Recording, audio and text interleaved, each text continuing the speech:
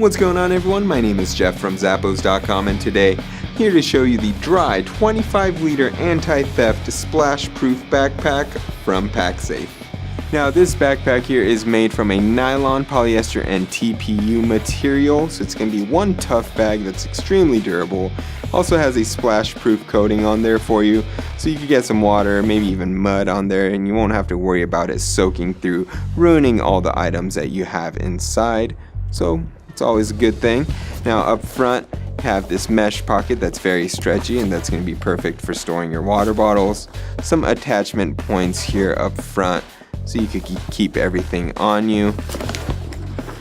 Around back, you do have some shoulder straps that are nicely padded, and they're super breathable.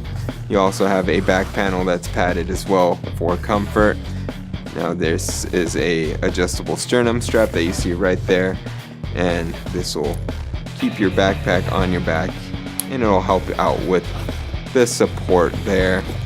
Now to open the main compartment, you have this Roobar locking mechanism right here, and you go ahead and unlock that, slide the zipper out to open that main compartment. Now this has plenty of space in there to store a bulk of your items, and it also has an RFID safe pocket in there.